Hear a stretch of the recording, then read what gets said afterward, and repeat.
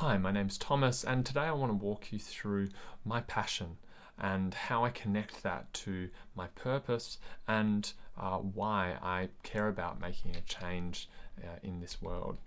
So I want to start with the why and then go through to what I focus on and how I do it. So the meaning of life is probably where I'm at when it comes to the why. I want to leave this world a better place than I found it. And I really want to be impactful in improving the state of the areas I care about. So what are those areas? On the inside of this circle, you see sustainability, equality, and quality of life. And I'll unpack those in a moment. But before I do, the sort of ethic that I apply to these things that I care about are on the outer circle. And I consider myself a systems thinker, someone who can connect the dots across many areas and sort of deep dive into many of those areas as a versatilist. Now that leads me to this approach, approaching with curiosity and empathy when it comes to people finding themselves facing a challenge. Along the way, testing, prototyping, learning and adapting solutions or ideas.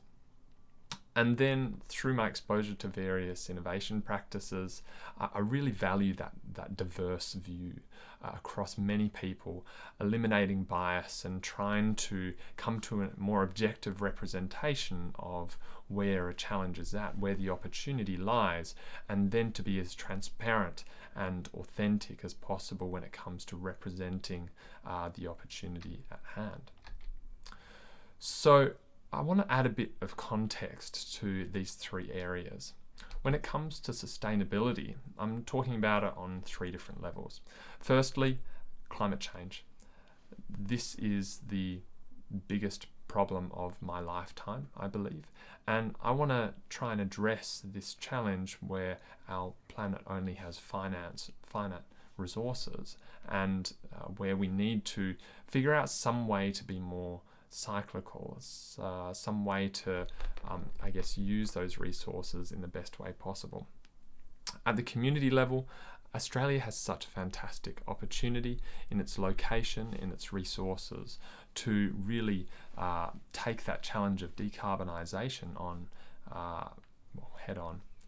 So I think we've also got the affluence and the aptitude to lead if we choose, and that's where I think we can role model that as a strategic differentiator on the world stage.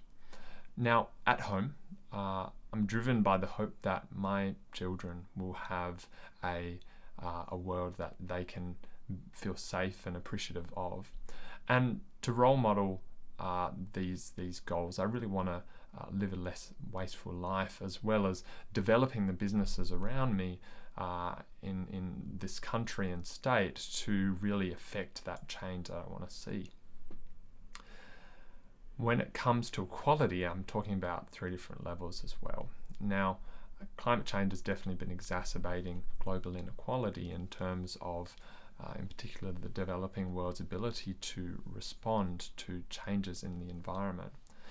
Now, I think equality when it comes to access to information and energy is definitely where we can look to address those gaps and improve quality of life. At the community level, we take a lot of things for granted in Australia, and we're in a fantastic position to test different ways we might improve that notion of equality in our community. We have tremendous isolation in our communities, and I think we have the opportunity to improve the equality in our Indigenous populations to other areas in Australia as well. So when I go to the home context, I really want gender to not be an issue.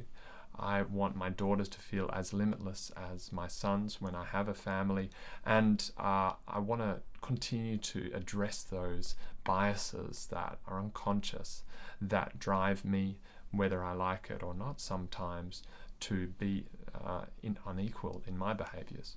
So if I can role model that, I'll be happy. When it comes to quality of life, I've mentioned a couple of times, and There may be a bit of a utilitarian goal here where I can uplift the quality of life for everyone as much as possible. Now, this is sort of the balancing factor in a way to sustainability and equality, which are more the communal goals. And when it comes to the home level, I really want my family to feel happy, safe, and secure in their environment. And I think that I have to use this quality of life to balance out the others and stay happy and healthy to really continue to have that impactful change. So when it comes to mapping this passion to and skills that I have to roles and opportunities to affect that change, as I mentioned, in our community, in the organizations I work with, I'm going to zoom into this next area of getting passionate. And these are some of the areas I just keep gravitating towards. It's all about decarbonisation and electrification. I found myself in oil and gas, trying to understand how that huge enabler of our industrial revolution came about and how it continues to form the backbone of our energy economy. I've now gone into electrification and continue to explore how we can decarbonise in a more pure electric sense without fossil fuel. I continue to be interested in how we can improve the strategic messaging and strategies of businesses to make the most out of changes in our energy base. And through that, I keep on touching on business improvement and ways for businesses to innovate. Now, a lot of that comes down to changes in the people. And that's where I love advocating for servant leadership as a way to empower employees to perform, and then to teach, mentor, and coach leaders on how they might unlock the best out of their people at the same time. This combines with, a list of skills and perhaps some constraints. Now, when we talk about quality of life, I really love Perth. West Australia offers me that fantastic balance of an opportunity to impact our world around decarbonisation and also a quality of life. Now, with access to the internet and a good teleconference, you can be anywhere in the world now when it comes to thought leadership and affecting change in this way. When it comes to education, I understand that when most people try and figure out what someone does, they will pin me down as a technical specialist having studied mechanical engineering and physics. But to me, that's a foundational area, and it's taught me how to think critically and apply a broad range of skills at any level of complexity. It's an ability to learn. And that's where most of the skills listed on this page have only been developed recently. I pick up something, I learn it, I apply it, and I find ways to introduce it into whatever system I'm in to really unlock that diversity of thinking, diversity of how to approach problems and what tools to apply along the way. When it comes to applying those skills to an organization, this is where I'm getting into this question of how to have this big impact.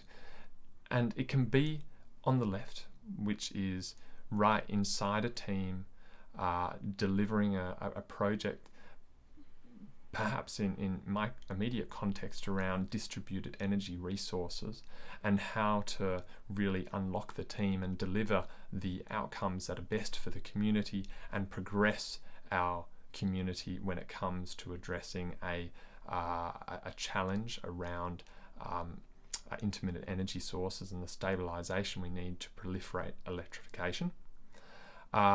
Or on the right-hand side, we have that more high-level corporate view of setting the focus of an organisation onto decarbonisation. Figuring out how to optimize the position of an organisation when it comes to taking on the opportunity there in the market, creating the products and focusing the organisation on areas that will unlock value.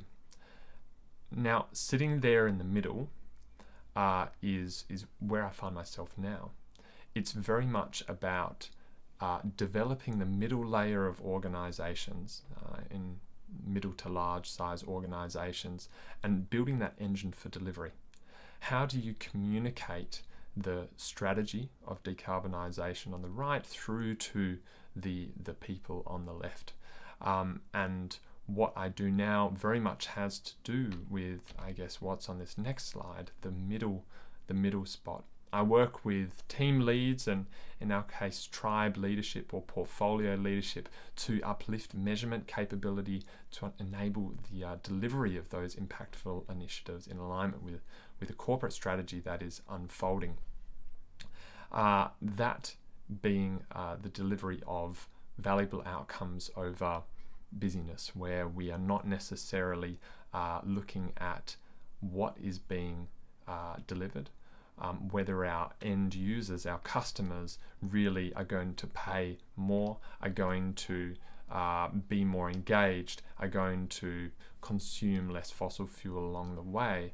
But sometimes we find that teams focus on their activity, being busy over questioning whether their products are delivering the impact that they assume. On the left-hand side, there's a possibility to do that within a team. And I'd love to be able to do that within a distributed energy resources context. Virtual power plants and embedded networks, fantastic examples of that. On the right-hand side, maybe it would also look good to focus on strategy development and really setting that mission, but focusing the organization and communicating through the organization what it would look like to focus on decarbonisation. So this is pretty much the end. I really want to be able to leverage this broad set of resources and skills that I have in order to really see this vision of decarbonisation play out. And the opportunities could be in any of these three areas.